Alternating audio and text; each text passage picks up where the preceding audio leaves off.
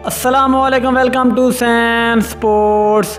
भारत के हाथों पाकिस्तान को एशिया कप के पहले मैच में शिकस्त। अब पाकिस्तान क्रिकेट टीम का अगला मैच कब होगा, किस टीम के खिलाफ खेला जाएगा,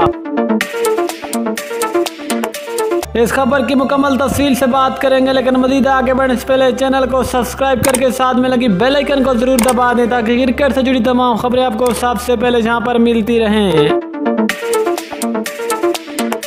दोस्तों, अब आपको तफसील से कहा करते चलें कि एशिया कप 2022 भारत ने बड़ी सनसनीखेज मुकाबले के बाद पाकिस्तान को 5 विकेट से शिकस्त दे दी। अब पाकिस्तान एशिया कप 2022 में अपना दूसरा मैच 2 सितंबर को हांगकांग के खिलाफ खेलेगा।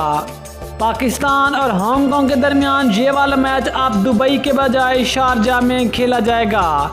पाकिस्तान और हांगकांग के दरमियान ये वाला मैच जो शुरू होगा, ये पाकिस्तानी टाइम के मुताबिक रात 7:30 बजे शुरू होगा। अगर पाकिस्तान हांगकांग से ये वाला मैच जीत गया तो फिर पाकिस्तान सुपर 4 मरहले के लिए क्वालिफाई कर लेगा। अगर पाकिस्तान को हांगकांग के हाथों शिकस्त होगी तो फिर पाकिस्तान एशिया कप 2022 से बाहर हो जाएगा।